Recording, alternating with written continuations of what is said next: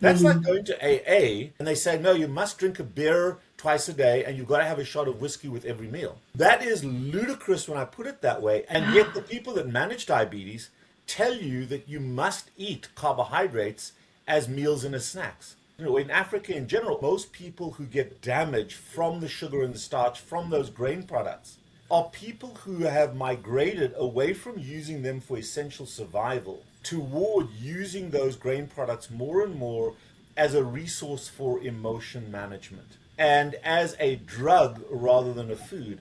And that Wow. excessive use on top of all the other food causes harm. If you're more than 50 pounds or 20 kilos overweight, if you are a type 2 diabetic with an A1C above 6.5, you are a sugar or a carbohydrate addict. For years, I did everything that I was told to fix my health, and nothing worked.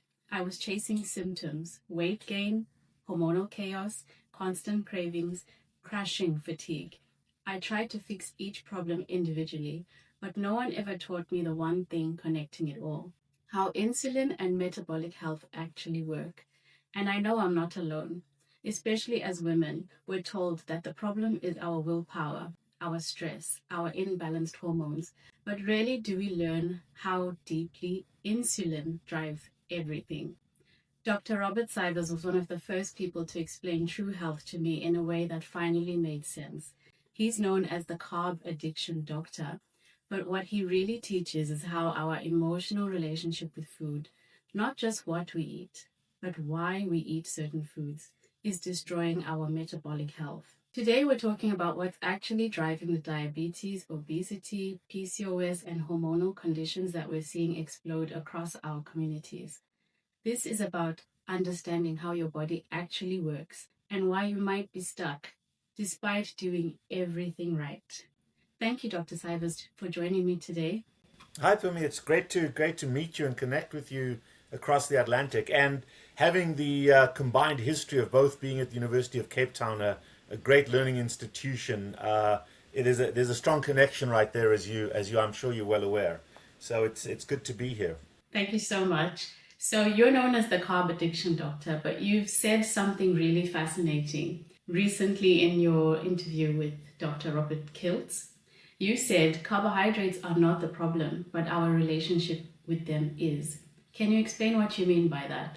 Yeah, I think first of all, I loved your introduction. It is spot on and it shifts the focus to where the real problem is. To answer that question, I want to back up just a little bit. What you've itemized, the excess weight, diabetes, PCOS, Alzheimer's, cardiovascular disease, all of those myriad consequences of a particular way of life, they are not the problem. They are the result of the problem. And if you try to fix the result of the problem without addressing the cause of the problem, then the problem gets transiently better, but or you manage it, but you don't solve the issue. So, and we've got treatments for every endpoint disease. What you said is nothing worked. I'll tell you that everything works for a little while. Because the intention of a diet or GLP-1s or bariatric surgery is to lose weight. Everybody loses weight. Almost everybody loses weight, but the issue is they're not able to sustain the weight loss because they focused on the consequence, not the cause. Let me ask you this question. Do you drink alcohol at all? I don't. Okay. I do from time to time. I have a very controlled relationship with alcohol. It's enjoyable from time to time. I use it to enhance maybe a dinner every few weeks or whatever it may be. However, I don't use alcohol to manage my daily emotional needs. And so, alcohol is not a problem. It is our relationship and the way we use alcohol that leads to the issue. It's that chronic, excessive use of alcohol in a shifted way from just being something that might enhance pleasure from time to time to being something you depend on as your primary source of emotion management that is the problem. And the reason I lead with alcohol is because everybody understands that. Now, the flip side is you've chosen not to drink and you haven't died of a lack of alcohol yet. Okay? So, in exactly the same way, but a little bit more difficult because the waters are a little bit more murky, sugar and starch is not a problem. In fact, we exist as a species because of sugar and starch. And there's still a lot of people on our continent, especially in our subcontinent, that are alive and subsist because of their presence. But when the relationship shifts, when you start to depend on sugar and starch and a pattern of eating as a primary source of emotion management, whether you're aware of it or not, most people are unaware of it, just like most people are unaware that they're alcoholics. They're the last person to know they're an alcoholic is the alcoholic. Then you understand that our relationship with that substance as an endorphin triggering, instant gratification, relaxation act as well. So it's not just the chemical part, it's the act of doing it. It's the ritual that does that. That we over time depend on, not intentionally but vicariously. And that relationship causes the problem. So for example, this is coffee. Okay? The coffee is going to relax me. It gives me a little distraction, but it doesn't really cause any harm. If this was a Coke, or if this was something high in sugar, or if this was a shot of whiskey, and I was using this throughout the day to manage my emotional need, that would cause harm. And that's where that statement comes from. It's our relationship and our use of a substance in a dysfunctional way that over time causes those problems or those consequences that you talked about. And in your introduction, you talked about insulin. Insulin, our body's genetic ability to produce insulin determines what the end consequence is going to be. So some people gain weight very easily, like I did. I was over 300 pounds, about between 140 and 150 kilos at one point. I gain weight very easily. That's my insulin genetics. Other people may not gain weight that easily, but they become diabetic very early. They've got a slightly different setup. But the trigger is chronic excessive sugar and starch.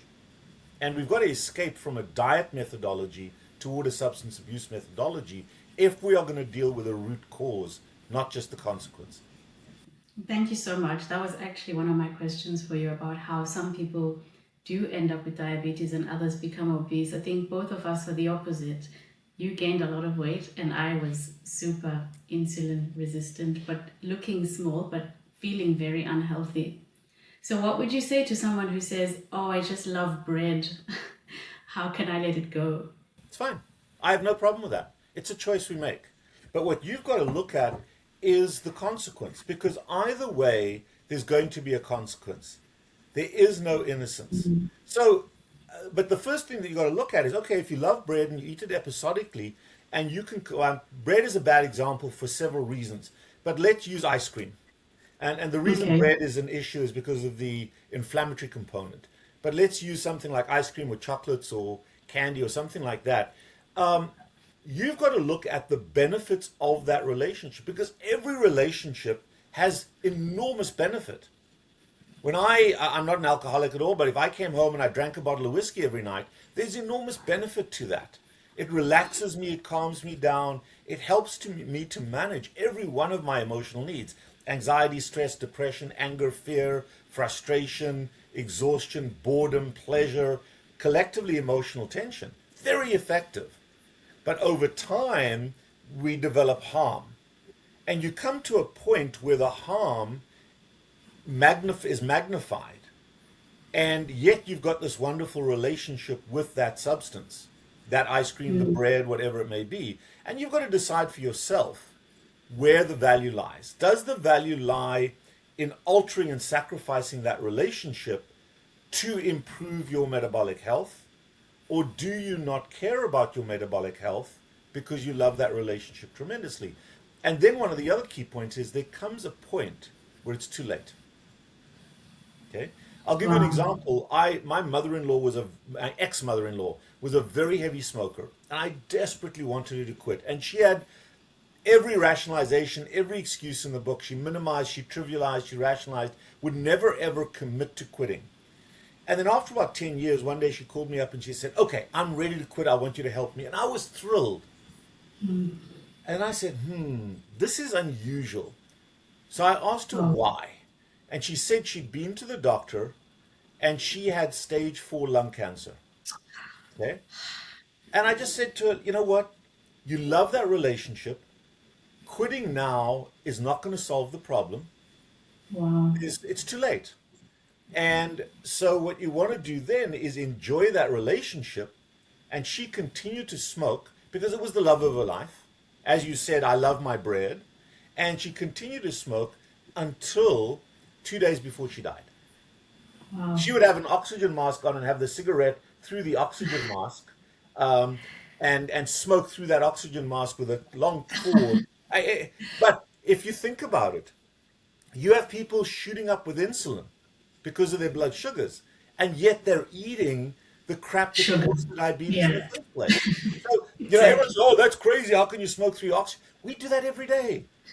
We do that every day. We have pregnant mothers who have gestational diabetes who are eating tons of bread. Why? Because they love the bread and they don't understand how the harm it's doing to their fetus.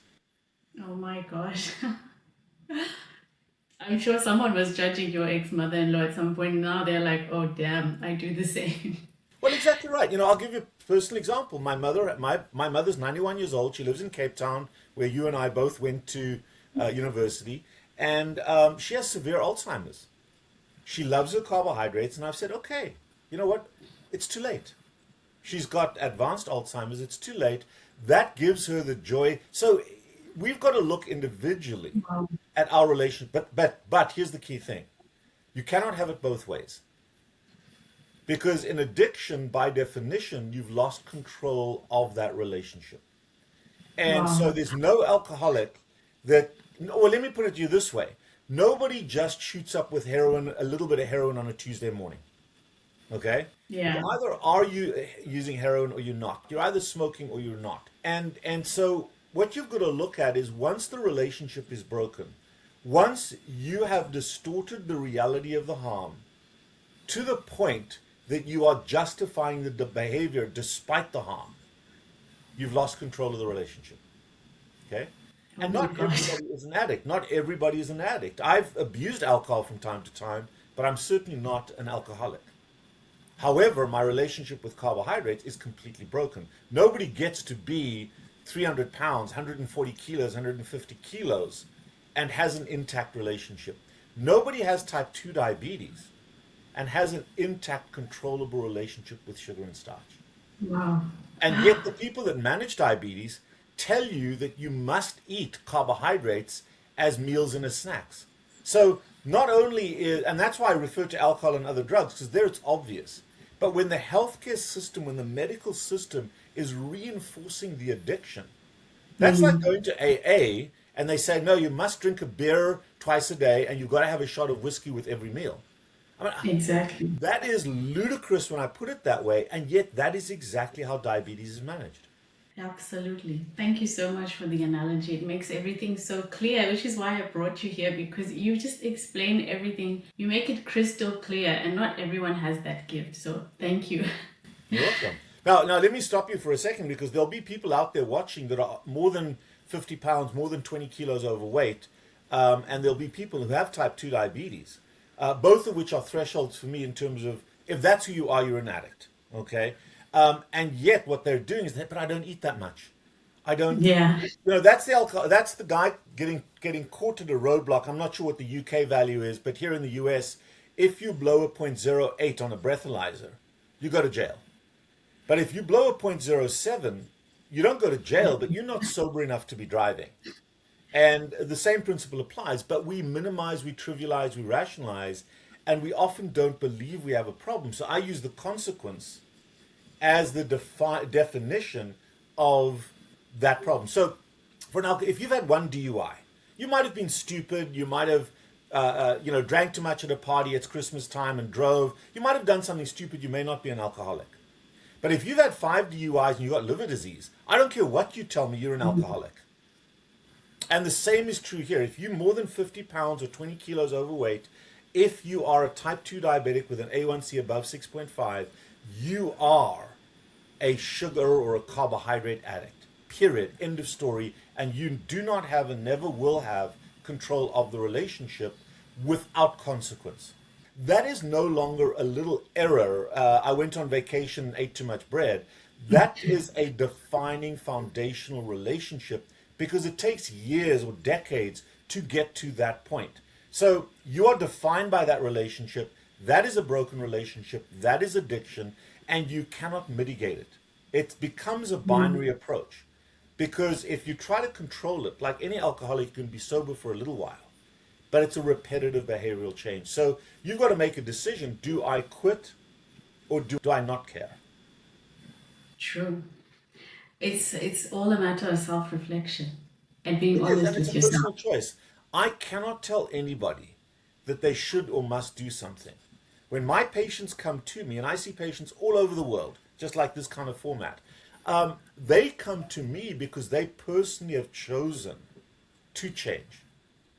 The Exactly. alcoholic or the smoker that doesn't want to quit, they've already made that decision because quitting is hard. And you know what's even harder? Sustaining it. But slowly over time, you accumulate little rewards.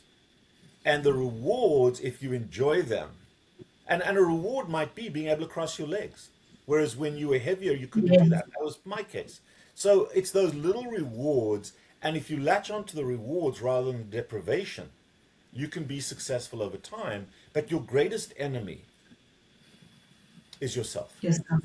And the Always. objective of an addiction management program is to protect you from yourself. So you never Wow. quit, you replace. Because you need that relationship. And if you're going to quit that, if I used to drink a case of Coke a day. Now I go through coffee all day long. This is giving me the same emotional benefit without the harm. It's like having a piece of gum instead of a cigarette if you're trying to quit smoking. So I've replaced something that gave me emotional restitution but caused harm with something that gives me emotional restitution without the harm. But the first couple of weeks, this was disgusting. It was tough. Now, don't you ever get between me and my coffee. That's another great practical tip. Thank you so much. So, seeing as we're both from Africa, I wanted to talk to you about maize because personally, and even when I speak to family members, communities, there is a very strong association, very strong relationship between Africans and their relationship with maize throughout the continent, not just in sub-Saharan Africa where we have pap, sadza. In other parts of Africa, they use the same thing with pounded yam, ugali. You may not have heard of these dishes, but Oh, they're all no, oh, maize. yes. They're all maize based. So, what would you say to someone who says they can't let go of maize because it's part of their culture? Right, so I think it's a very relevant question, and we've got a lot of grain products. So we've got sorghum, we've got maize or corn, we've got wheat, we've got a variety, and then we've got potatoes and rice in other parts of the world. So almost all cultures have as a foundation an agricultural grain or an agricultural starch product that defined and allowed us to survive as a species, particularly in lean times.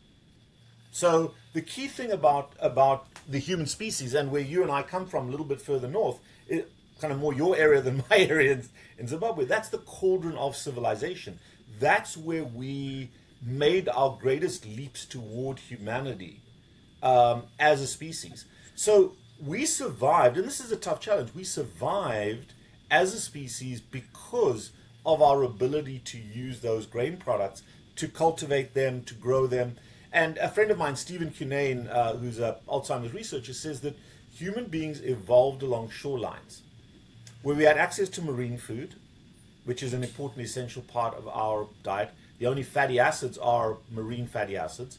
We were able to have adequate supply of water for grain products, and we had animals that came down to drink those grain products. So I understand fully the African dependency on grain products, and sadly, there are still what you might call food deserts or places where food and nutrition is scarce, and we subsist on that. You look at some of the famine-stricken areas a little further north in South Sudan, in Somalia, in Ethiopia, where the UN and other folks will do drops of grain products so that those folks could survive because grain is energy.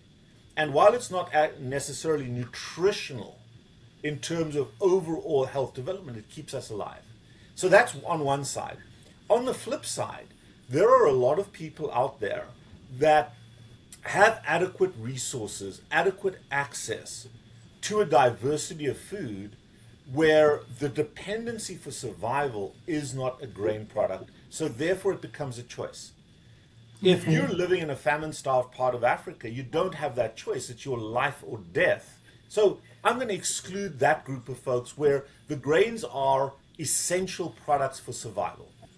But when you get to a point where you have extraordinary abundance, and in any urban environment in Africa, now excluding some of the poverty side, but even there, very, very few people, certainly in the UK and the US, very few people have such a food scarcity that that's what they have to keep them alive.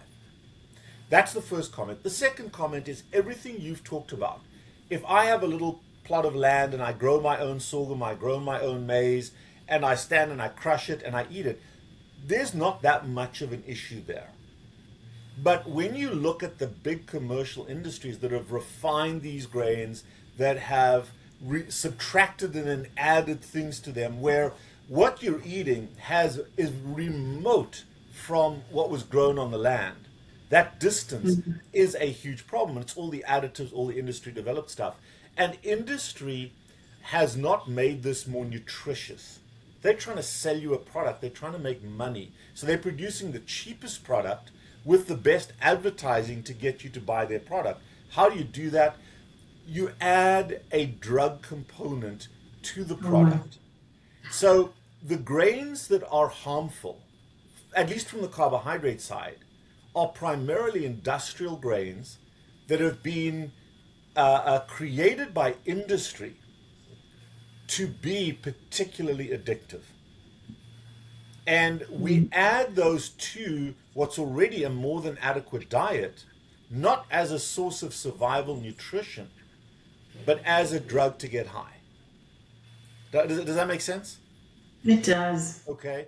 And the challenge is that as we get more competitive, as our work hours get extended, as we develop families, the greatest sacrifice that we make is to self-care. So I'll give you an example. I don't know if you have children or not. I've got some kids, but do you have kids? Not yet. Okay, that's fine. So, but if let's say I'm going to lend you my son. He's 5 years old. Okay, and you're flying on an airplane with him, and you're flying along, and suddenly the cabin pressure goes down, and two oxygen masks fall from the ceiling, and my son's going, "Phumi, I can't breathe." What do? I put mine on first. Would you do that? It's my son. Be careful. Would you do Well, that? that's the right answer. It's the right answer, but is that the truth of what you would actually do? Probably No. not. It's called the oxygen mask theory, and you're correct. The airlines will tell you all the time, put your own mask on first before you help the people around you, because if you're dead, you're useless to the people around you. Well, it's called the oxygen mask theory. And in life, as we get busier, as we get more productive, there's so much pressure on us to work, to accumulate wealth, to take care of others. We self-sacrifice.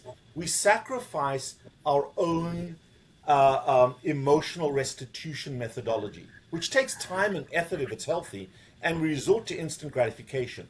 So when you're talking about in the subcontinent or in Africa in general, or the whole world, the use by the most people who get damage from the sugar and the starch from those grain products are people who have migrated away from using them for essential survival toward using those grain products more and more as a resource for emotion management and as a drug rather than a food.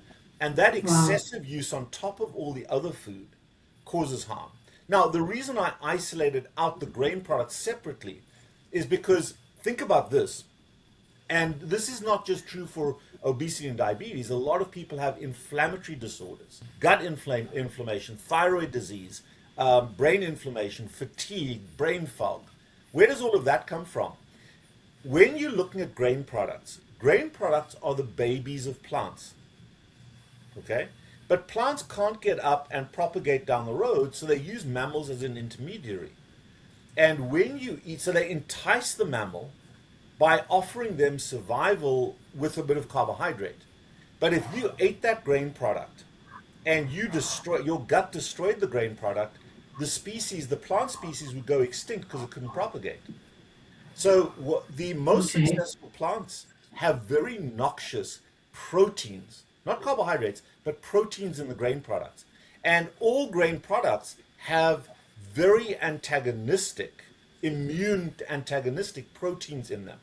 So what happens is you eat the grain, whatever that grain is, you get the benefit of the carbohydrate, but then that protein irritates the immune system. Your immune system causes your gut to hurry up. You walk down the road. Now, this is in Africa where the mammals and we are still part of that species.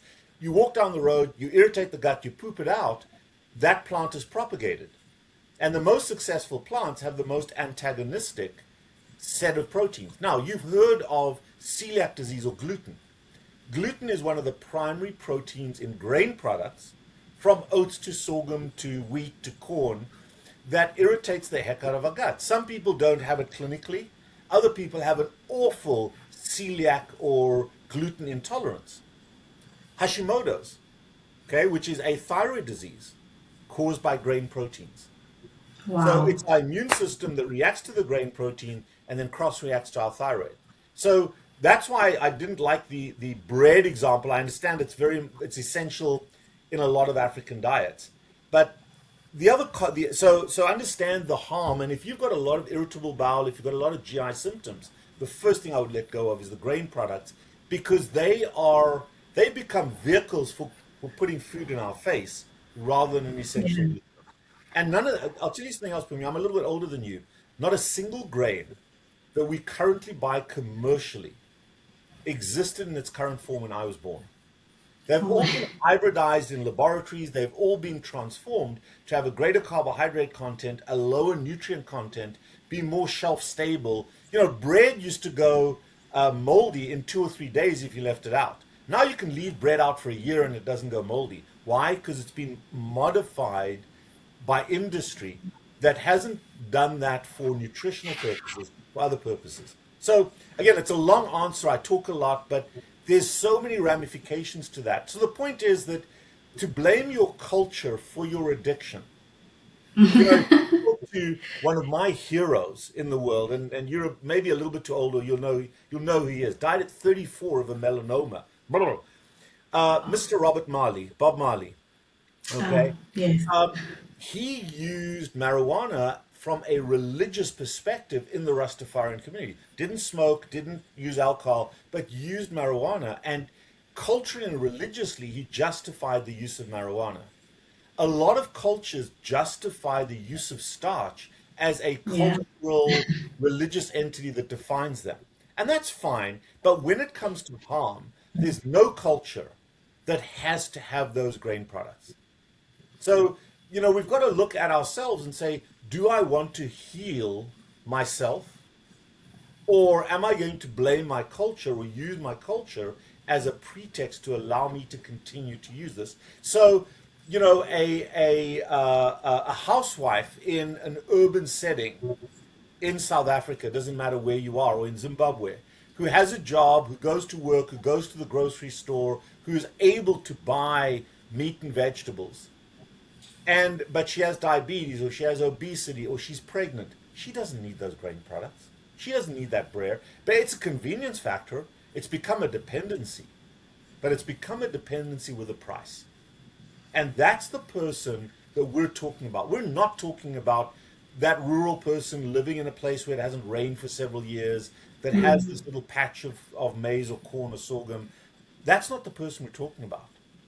We're talking about a modern urban or suburban, possibly a rural person who has means, who has wealth, and still uses their ancestry as a pretext to justify a drug in their relationship. Does that make sense? Oh, thank you. Yes, it does. I knew you would be the perfect person to talk about maize. I've been looking for someone to discuss this for so long, and that was perfect. Thank you. I would really, really love to talk to you about women's hormones, because if it wasn't for you, I would not have been convinced enough to go low carb and heal my menstrual cycle. That has been an issue for me since I had my very first one. And I watched your videos from 2020. So although I'm 5 years late, the information in that video really changed my life. You spoke about how high insulin is connected to high testosterone, which leads to PCOS, things like that. And I just wanted you to talk about it in this video because I spent all my 20s trying to fix my estrogen individually, my progesterone individually, my prolactin individually. But you made it so clear that once you fix your insulin, everything falls into place. Can you elaborate on why addressing insulin is more powerful than trying to manipulate each hormone individually? Absolutely. Very, very good question. And this doesn't apply to everybody, but it applies to a particular subset of people. However, what you've got to understand about the human body is hormones don't act by themselves. Everything's a relationship. So there's a positive and a negative feedback system. It's called homeostasis, where you've got an effect in one direction and then the equal and opposite effect to control that relationship. So it's not just a single direction. The human body works optimally when there's a feedback system that's controlling things. So, for example, in the general way, you eat a meal and then you don't eat for a long time. So you store the food and then you use the food that you store. That's optimal. But under other conditions, under the addictive or the modern era conditions, we're eating all the time. So what we've done is taken a bidirectional relationship and made it unidirectional. And over time, that unidirectional relationship causes harm. And then there are certain hormones that regulate function. So if you look at a premenopausal woman, the ideal cycle is around 28 days long, and there's an estrogen dominant phase and a progesterone dominant phase with ovulation at 14 days. So you've got one hormone rising for the first 14 days, the other one's low, then that one rises and it switches off the other, and that's the ideal cycle. And if you look at most birth control, it offers a combination of those medications in a triphasic way or a three-phase way. And then when the hormones both stop, then you have your period and the cycle begins again.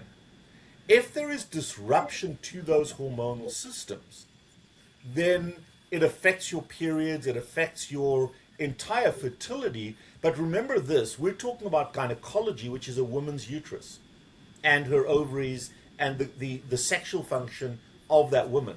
But it goes much beyond that. Every cell in your body, every cell in my body has a testosterone receptor, has an estrogen receptor. And we've assigned sexuality and sexual function to those hormones. But those hormones have a pervasive effect on a regulatory effect on our entire metabolism, on every single cell in our body. So the next question is, what regulates at a biochemical level? I'm not going to go into the deep science. You can go to ChatGPT or AI to ask them the science. But what regulates that hormonal cycling, or what affects it in a unidirectional rather than a biofeedback way, is a core hormone called insulin. And again, insulin doesn't function by itself. Insulin and glucagon, but most people understand insulin. Most people don't understand glucagon. They regulate each other. One goes up, one goes down. Ideally, and when they're both up, that's a problem. What triggers insulin? Well, insulin is triggered by the consumption of carbohydrates. So when you eat insulin in a chronic, excessive way, continuously instead of episodically, by the consumption, chronic, excessive consumption of carbohydrates or refined carbohydrates that you eat a banana, it raises your blood sugar. You eat some ice cream, it spikes your blood sugar. That's an abnormal physiologic response. And if you're doing that on a regular basis, drinking your Coke, that's a problem. So when insulin levels are perpetually elevated, the body responds to that. The cells try to defend themselves, which we can talk about separately. But when insulin levels are perpetually elevated, you lose the natural cycling. And insulin regulates in a woman the conversion of estrogen, which is a dominant female hormone, to testosterone. In males, it's the other way around. It converts testosterone to estrogen. So if you look at the male, and it's not every male is like this, but the high insulin producers often are fluffy fat. They have a lot of fat between their muscles and their skin, and they're kind of fat everywhere. That is an estrogen dominant form of male obesity, whereas the big potbelly, that central obesity, is more testosterone driven. And in women, it's the opposite. So in women who are high insulin producers, it reduces estrogen, and you've got this high testosterone. And the high testosterone disrupts the gynecologic function, and we call that, because how did they diagnose it? They did ultrasounds of the ovaries, and they saw these little cysts that were the eggs developing but not bursting, because you need that alteration between estrogen and progesterone to allow ovulation. Well, if these cysts accumulate period after period after period and they never burst because the hormonal regulation is not there, you get little cysts on the ovaries forming. And that's called PCOS, polycystic ovarian syndrome, but that's historical. It is the dysregulation of hormonal cycling and the dominance of testosterone because of the aromatase activity, the insulin effect, where high levels of insulin result in high levels of testosterone, reduction in estrogen and progesterone that result in PCOS. Now, here's an interesting phenomenon, because a lot of this is based on genetic production. And a lot of women that it came from the equatorial part of Africa, that part between the Tropic of Cancer, of Capricorn, in the middle part of Africa, there is a particular genetic condition that aesthetically, historically, was a very empowering, very positive aesthetic, but in the modern era has become an unfavorable aesthetic. And what we're talking about here is something called lipedema. And lipedema is where you've got the large buttocks, those large, thick thighs that go all the way down without the kind of what's more aesthetic in the modern era is the shapeliness to being too skinny. But if you look back historically, what was revered was that lipedema aesthetic. And where does that come from? Genetically, in that group of women, and men as well, but we see it more obviously in women, and that's where it was revered, that is a progesterone dominant form of metabolic dysfunction.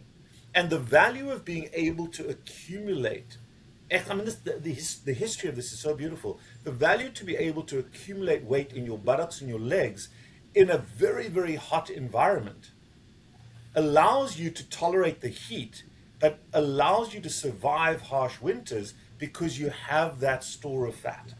And it was valued as an aesthetic because those were the folks that would subsist in the very harsh times. Now that aesthetic has not become so good anymore. So that is a progesterone dominant form, and lipedema is the healthiest form of obesity. His body defends you from the harm of sugar, and it's progesterone dominant. PCOS occurs in women that gain weight very, very easily because that's an insulin dominant thing. And that's testosterone dominance. So we've got different hormonal milieus, different genetic abilities to produce certain hormones that result in certain conditions. But the PCOS is hyperinsulinemic, insulin, easy weight gain, and associated with more of a, I would say, a masculine, and it's not political or anything like that, a more masculine dominance, which is dominated by testosterone. And the beauty is, if you remove carbohydrates from your diet, very rapidly that goes away. By the way, PCOS is the commonest cause of infertility. And a lot of infertility clinics that I work with now use a CGM, a blood sugar monitor, okay, which I'm just monitoring mine. I don't have diabetes, but it tells you what your blood sugars are, and uses a low-carb ketogenic diet for women with PCOS trying to get pregnant. And often they'll get pregnant without fertility treatment if they're able to make that change. I concur, because my PCOS went away in 90 days of a high ketogenic diet, which is... Yeah. But remember this, it's not gone, it's in remission. Yes. Yes, indeed. I found out because I started having carbs again, and there it was again. And in my world, I call that a relapse. It was, absolutely. And you know what? It's okay. We've got to test that water from time to time. We often do, but then we realize, this is not making me feel so good. Let me get back on track. Exactly. And that's a key component to that. But I think that is a personal story that you can tell with great gusto, because it's a personal experience that you've had. And while it's not just about you, it's about the science, it's about the biology behind it. And what I'm trying to do here is take the emotionality out of the science, because it is so dominated by the emotional aspects that are fostered by society, and oh, something's good, something's bad for you. And it really comes down to how the human body works. And the beauty about our African heritage is, or understanding African heritage, is that's where we started out.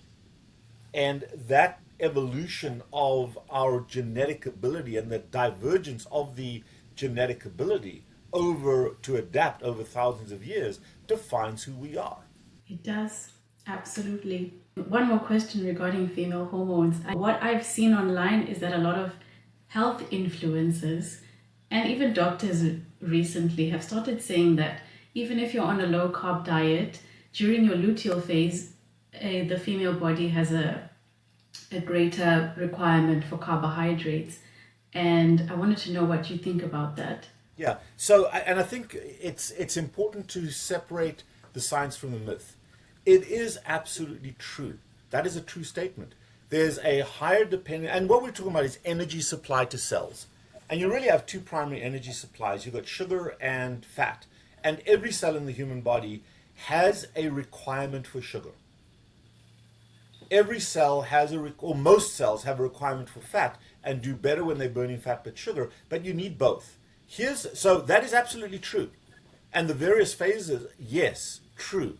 However, here's where the distinction comes in. You don't have to eat those carbohydrates. The liver, the human liver, is incredibly powerfully equipped to produce them.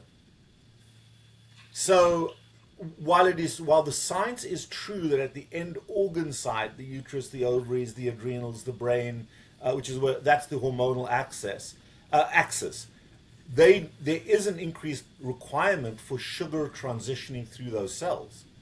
You don't have to put it in your face because your liver makes it. So you can be on a pure carnivore diet where you are eating close to zero carbohydrates, and the liver will generate. And here's the key thing. When you remove super added carbohydrates that you are forcing your liver to deal with on top of its normal work, okay, then it's like, okay, I'm busy doing my work, and so I'm busy seeing patients, and then someone has a heart attack outside, and I've got to drop everything to rush over there to take care of that. You don't want to add that extra burden to the liver. The liver is doing its job. It's producing carbohydrates, and when the liver does its job autonomously, it is always right. It is always perfectly spot on because of the regulation.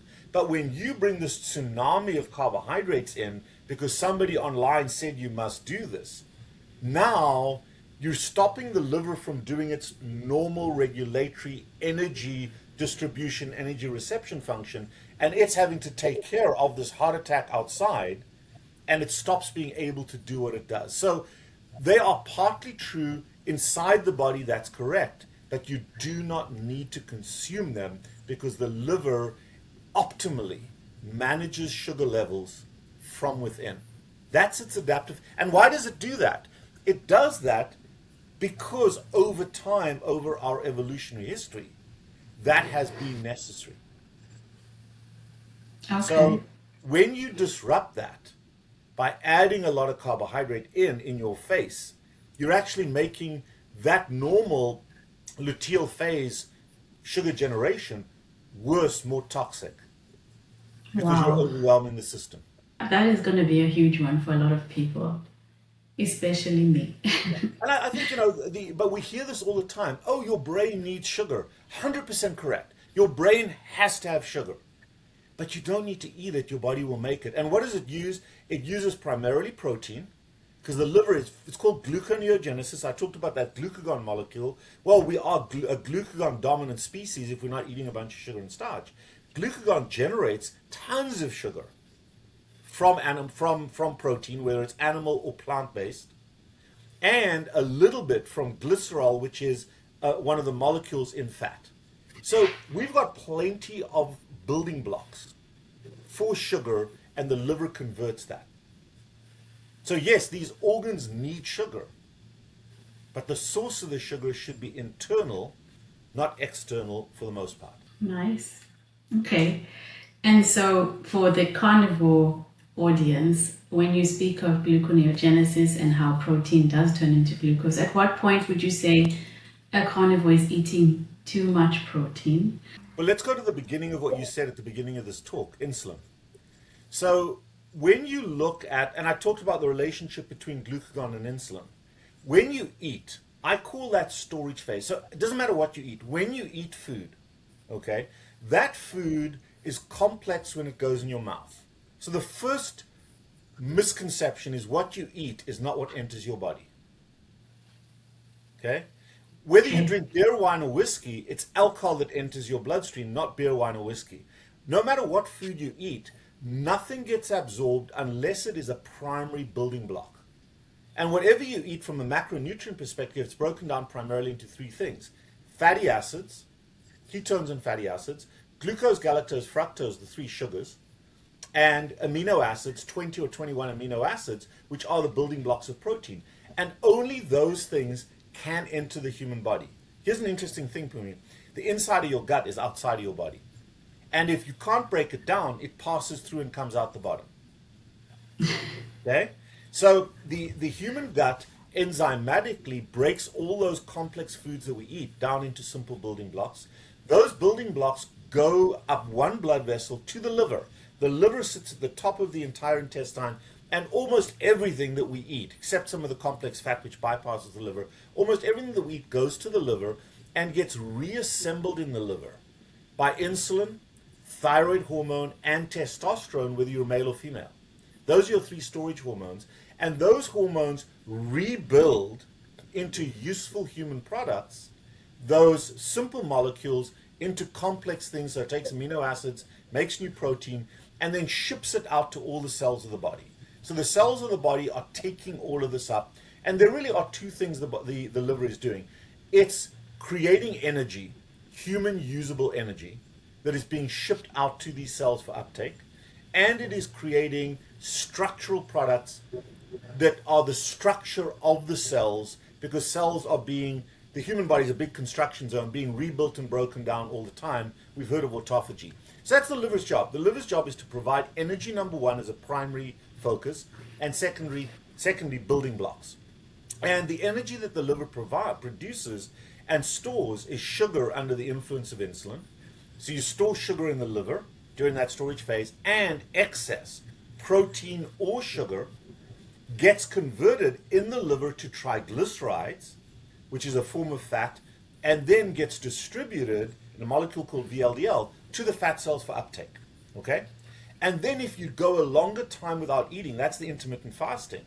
Now, as your cells say, okay, I'm done taking up these molecules, I now need something. So the cells say, I need energy. Okay? Then glucagon rises ideally and insulin falls, and you now start distributing both nutrients and energy from where it's stored to the cells of your body internally. Does that make sense? Okay, so it's this regulatory function each day of storage, insulin dominant, utilization, glucagon dominant. However, insulin gets triggered in humans by sugar in the gut. So a little bit of sugar in the gut will trigger the release of insulin so that you can distribute that sugar into the cells. Cells need sugar, need insulin to take up sugar. It's a key to unlock a gate so that the sugar can get into the cells. Here's the paradox. The healthiest diet for any human being with insulin resistance type diseases is a pure carnivore diet. And if you're on a pure carnivore diet, and I'm going to say something controversial here, if you're on a pure carnivore diet and you add in a GLP-1, Ozempic or Mounjaro, one of those drugs, that is the greatest accelerant for the correction of insulin resistance. Now, you don't need the medication. From a time perspective, if you're consistent with a diet, it corrects very quickly. But for those that struggle, the GLP-1s exactly correct insulin resistance. But GLP-1 triggers the release of insulin. So just like when you're obese or diabetic, you've got this perpetually elevated insulin. There's no regulation. and you're in storage mode all the time, it's unidirectional. When you've been on a carnivore diet for a very, very long time, you are no longer triggering adequate release of insulin. So the liver is making sugar because your body needs sugar, but you need insulin to get that sugar into the cells. And if you've been carnivore for a very, very long time, the insulin production system in some people is suppressed. So I've coined a phrase called insulin suppression, because as opposed to pure carnivore animals like lions or alligators or snakes or birds, some of the raptors, we need a little bit of sugar in our diet, not as a source of energy, but as a trigger for insulin. And we come back to the old grain products in the old days. That's kind of was somewhat of their role. So when you've been carnivore for a very, very long time, there is hormonal disruption on the other side. So we see our testosterone levels going down. We see in a female hormone side, you lose your period, you lose those cycles. Why? Because you don't have, so one hand you've got too much insulin, the other one you're just not releasing it. And in some people, the blood sugar builds up and they can actually get heart disease on a carnivore diet. In other people, they're not able to lose weight as effectively because you're not having that ebb and flow. And that is called insulin suppression, which is the opposite of insulin resistance. Now, everything's a bell curve. So here's the paradox. A pure carnivore diet is the most rapid, most effective way to correct insulin resistance and get rid of the insulin-resistant diseases, to put those into remission. But at some point, and we can measure that in your blood work, we need perhaps to add back a small amount of carbohydrate, but you can still stay on a carnivore diet, not as a source of energy, because the liver makes it, but as a source of triggering insulin. And one of the best products there is dairy. So if you want to stay pure carnivore, dairy is the best way to go. And if you think about it, in humans, or in all mammals, when our growth velocity as a person, as a human being, is the greatest ever, it'll ever be in our lives, that is the time when most mammals exclusively consume dairy. And that's in the first year of life. So dairy is the ideal, optimal amalgamation of everything we need. Very high in fat, decent amount of protein, and a little bit of sugar, but no fructose. Galactose and glucose, no fructose, which is the dominant sugar in everything we eat as adults. So if you want to trigger that insulin cycling, adding a little bit of dairy is not a bad way to go, but there are other options you have as well. So again, the science is beautiful. It's very compelling to me, but that is the paradox in the carnivore system. But by far, carnivore is the healthiest diet in terms of disease restitution. Thank you so much for talking about insulin suppression, because I've watched your videos about that, and it is a concern to me because I'm still a new carnivore. So I'm like, at what point will I know that I've gone too far? And I think that's very important, because you'll get a lot of the carnivore evangelists who are on the internet, wonderful people, many of them close friends of mine, but they do two things. They look at diet as if it's static, and it's not. It's very dynamic. It's fluctuating all the time. And women know that more than men do, because men are kind of static in their hormonal production. Women cycle in their hormonal production. You understand cycling better than most men do. However, they consider it to be static and forever, and they are speaking primarily about themselves, but they are not me, and I am not them. And also, very few of these folks see patients on a regular basis and analyze blood work on a regular basis. The dominant work that I do is to understand where a particular patient is as a unique individual, and then track and monitor their blood work to keep that pendulum from swinging too far one way or too far the other way. And the beauty about this is I can individualize folks. Are you diabetogenic? Are you more, is sugar more of a problem for you? Or are you more like you and I, insulin dominant, where insulin is the dominant issue? Our health issues come from perpetually elevated insulin versus perpetually elevated sugar, where you don't have enough insulin to clear the sugar. We can talk about that. However, the key thing for me is that I've got to look at an individual and look at their blood work and track them over time so we can see an early variance this way and bring them back to the middle. And that's the beauty about the work that we do. Most doctors do not do blood work.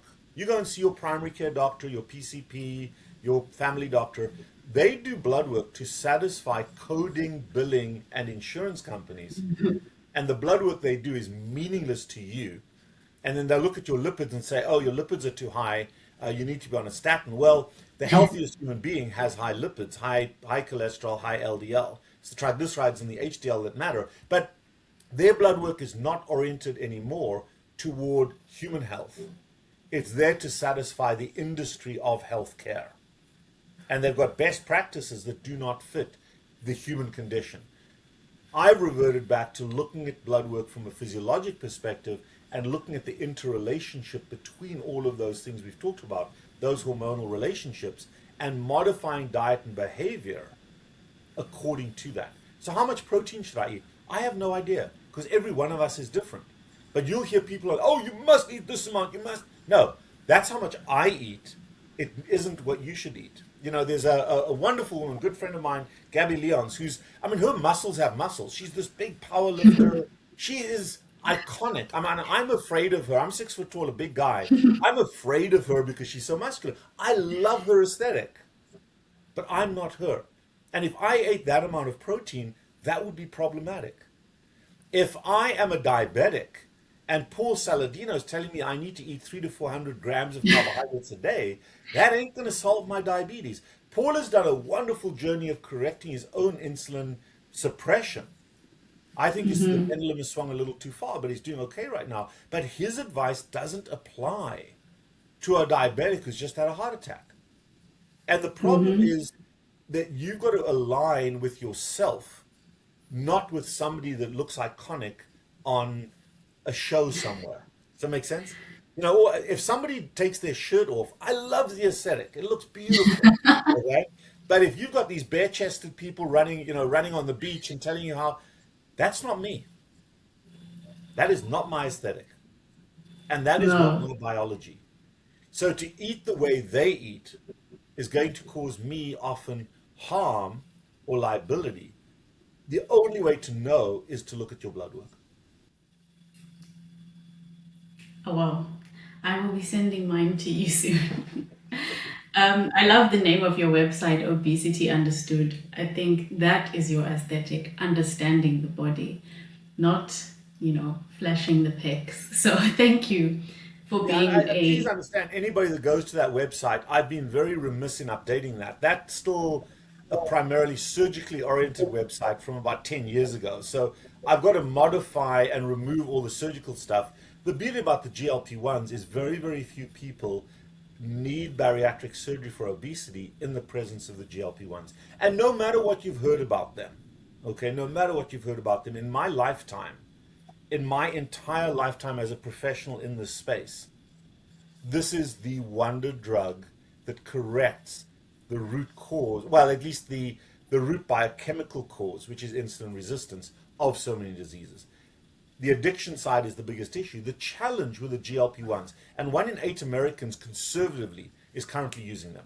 So they're very popular, they're very common. Misusing it is the word I would use there.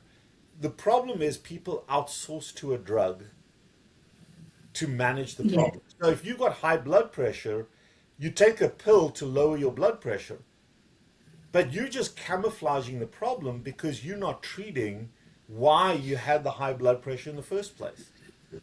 So yes, you have to control the blood pressure. I'm not arguing with that. But simultaneously, you want to partner and understand why you got the blood hypertension in the first place so that you can resolve your blood pressure and come off the medication because you no longer need it.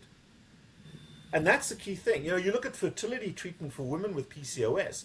Maybe the first time around, they go through all this costly, miserable infertility stuff so they can have their first baby.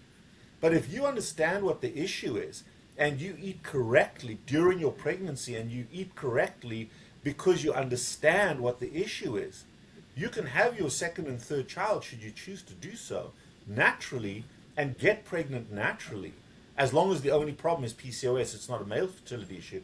But you can have that next baby because you've corrected the cause. What infertility treatment does is it bypasses the problem. The problem is PCOS or that relationship with sugar and starch. But here's what it doesn't change. And this is again a very controversial topic. I am a board certified pediatric surgeon. I deal with fetuses and babies all day long as well, with my other hat on. We have seen a rise in autism spectrum disorder from 1 in 15,000 in the mid 1970s to less than 1 in 32 in 2024. Okay? Massive rise. And oh, it's Tylenol. Oh, it's vaccine. No, it's not. No, it's not. Okay? It is related to brain structural development. And it becomes obvious when you talk about it. If you look at the brain, it's 65-70% fat. And we are human because of the quality of our brain. And the human brain develops from 6 weeks of gestational age, before most women know they're pregnant, all the way through to 5 years of age is where the structure of the brain develops.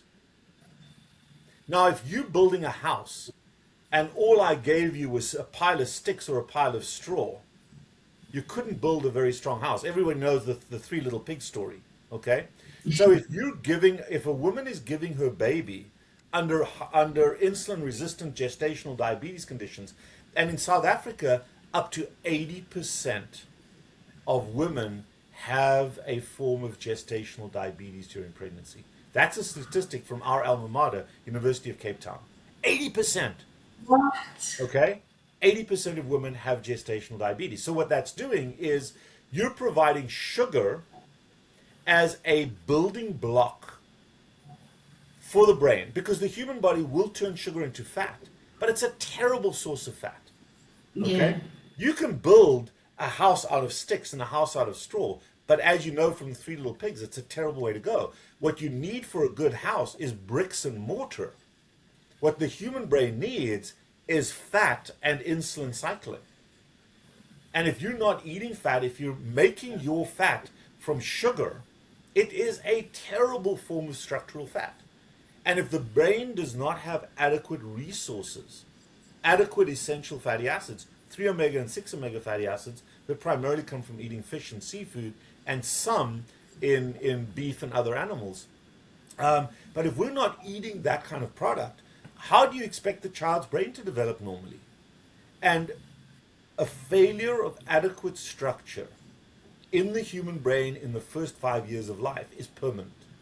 Oh my gosh. And white matter develop. Why is it called white matter? Because it's fat. White matter is the connections between the brain cells. So if you think about a brain cell like the old telephones, not the cell phones, but the old land telephones, and the white matter is the wire that connected them. Well, if you've got no wires that connect the phones may be working fine, but you can't talk to anybody, you can't convey messages because the wiring is disrupted.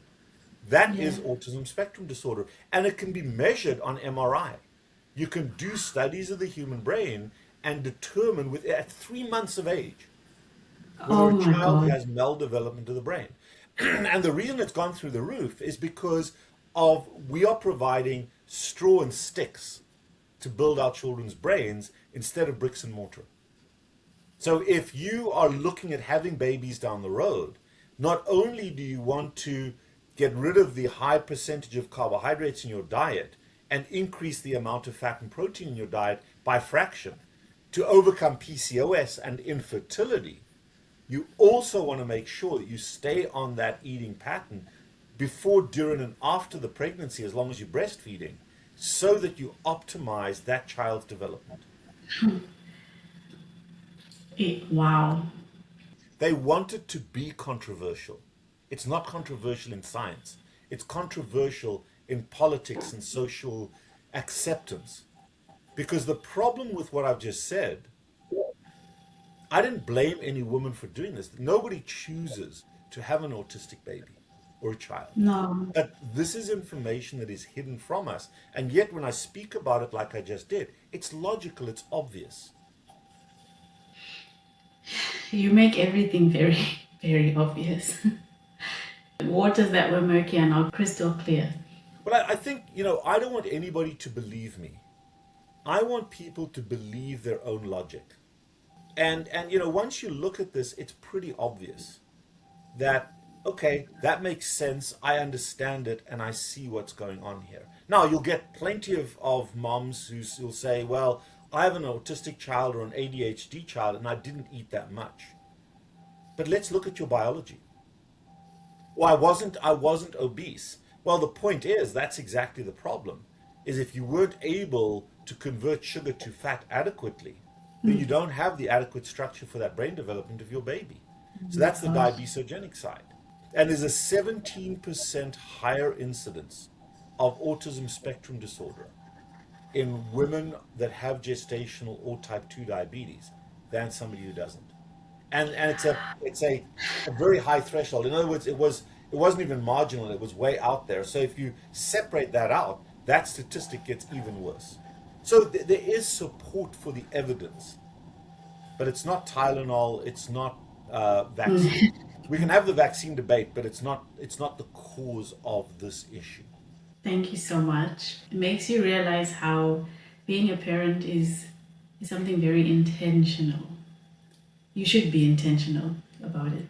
It is intentional, and I think one of the key things that we forget about very often is that when you go through pregnancy, there's a huge hormonal disruption because your body is now prioritizing growth of the parasite in your belly. I call it because it's living off you, and it puts the mom secondary. So one of the things that we never talk about, you'll never hear anybody else talking about this, is if you're looking at pregnancy, you must get your diet right, you must take your prenatal vitamins, you must take your vitamins.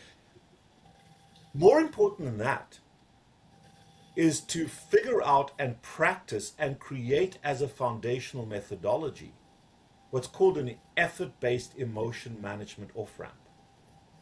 Because your child's system of emotion management is imprinted on that child before it's born. It's called imprinting. What's imprinting? Let's say the mom is all stressed out and she goes and eats a whole bunch of jelly beans or eats a tub of ice cream. There's a hormonal response, that surge of insulin, that surge of sugar, that baby is preconditioned to. If that mom, why do the children of alcoholic parents become alcoholics? Perhaps mom drank whiskey while she was pregnant, and that is imprinted on that child. But if the mom listens to music, if she sings, if she plays music, and there is a hormonal relaxation when the mother listens to music, or if the mother goes to the gym or goes for a walk and is physically active, there's a hormonal association with physical activity that also imprints on that child. Your child is more likely to be athletic, or at least not necessarily good at it, but have a love of and find physical activity as a source of emotional restitution if you did that in the pregnancy. If you did something creative during that pregnancy, the child is more likely to be that. So imprinting matters, and then we define the child's emotion management system in the first 2 years of our life. But you are not suddenly going to start to walk once you're pregnant if you don't already walk on a regular basis before pregnancy. Don't think your behavior is going to change because you're pregnant. It's got to change now if you are planning on becoming pregnant. And so we talk about diet, we talk about minerals, vitamins, and trace elements, but we don't talk about the most essential thing, and that is establishing a diverse, effort-based emotion management foundation for yourself as a mom, as a parent, as well as for that baby, because that emotion management system is defined in the first 2 years of life. And more human beings are using instant gratification, some external source of instant gratification, as a source of emotional restitution, and that imprints on our children. Thank you so much for talking about that. You've done everything that I love to do. I love to look at our human experience holistically. It's really not about prenatals. There's so much more. There's the metaphysics, the spiritual, emotional, as you said. Well, that spirituality is such an important thing. If the mom has a spiritual relationship, that relaxes her, or even a meditative relationship. All of those things matter because of the hormonal changes, the relaxation endorphin hormones that circulate within the mother, but also go across that placenta to the baby. And that imprinting is a hormonal imprinting that is foundational to us as a species. Absolutely.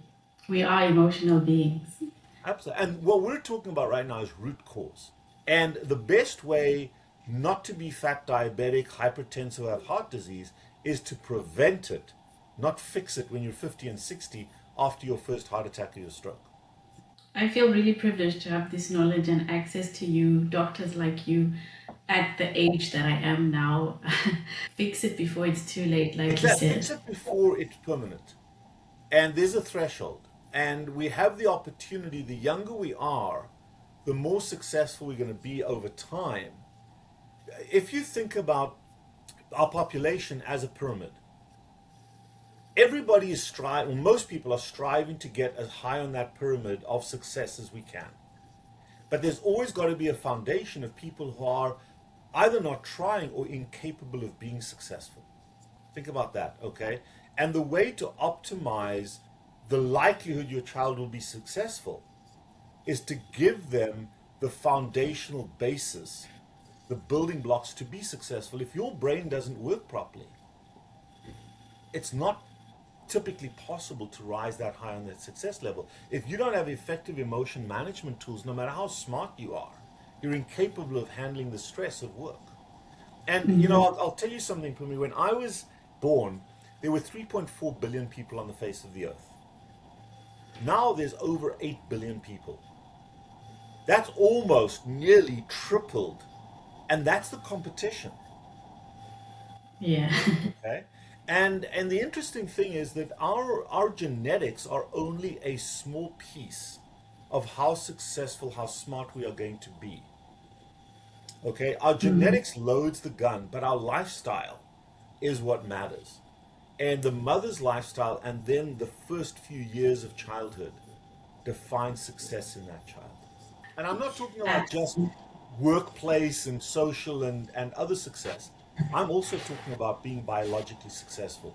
And biologic health is not defined on what you do to be super healthy. Very important concept, because on the internet you're going to see everybody advertising, oh, if you take this, you're going to be super healthy. If you take this, it's going to fix your mitochondria. It's going to fix... If I am healthy because of the way I live my life, I don't need any products.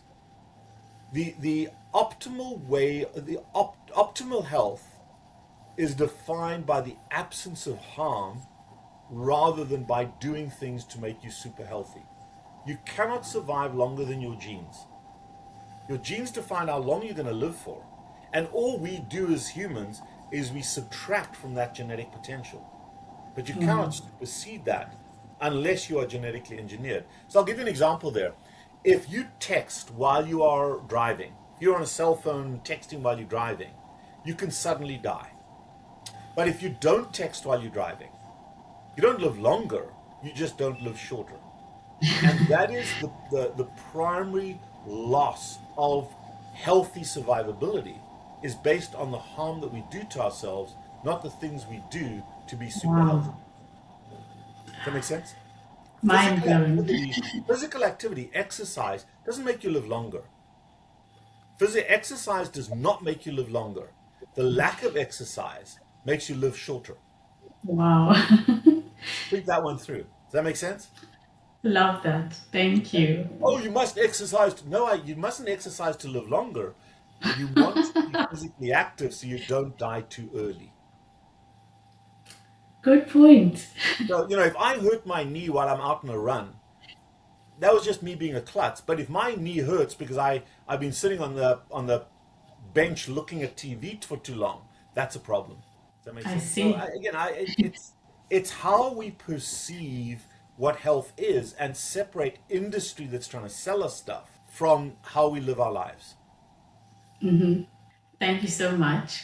Well, if anyone wants to have their brain open even more, they can find you on YouTube, Instagram, TikTok, and anywhere else that people can find you. Well, those are the places, and I've been remiss in the last few months. This coming year in 2026, we're going to put a lot more content out there.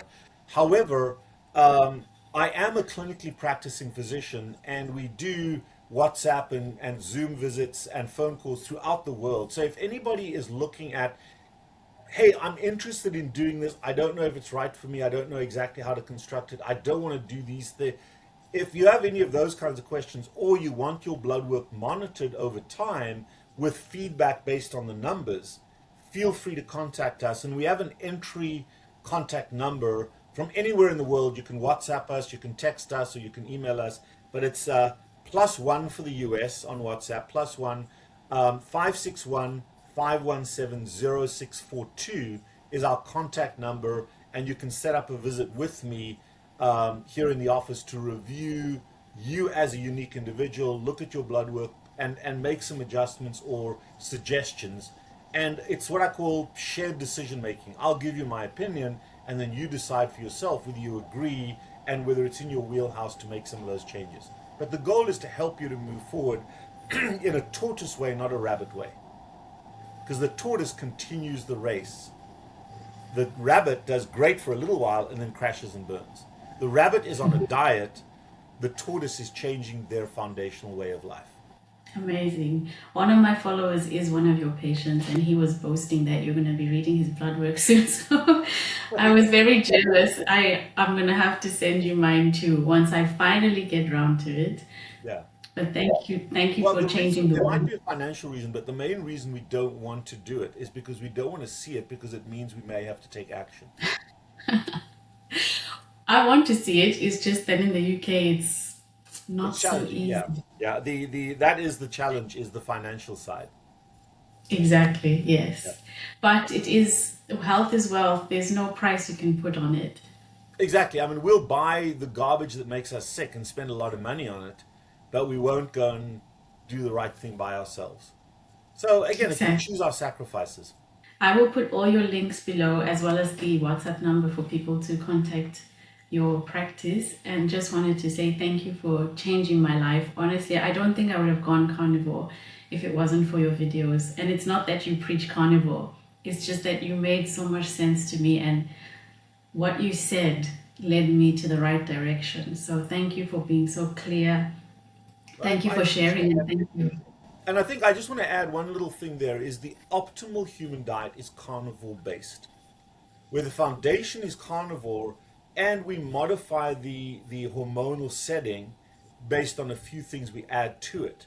But the carnivore foundation is what defines us as human beings, primarily because of this. Our greatest asset and our greatest liability is above our eyebrows. Wow. Thank you so much, Dr. Cywes. It's amazing to meet you. And hopefully we'll have you back for even deeper discussion, because I know you have much more. Perfect. I ramble a lot, I talk a lot, but I hope this has been inspiring to your audience. I'm sure it has. Take care. Bye bye.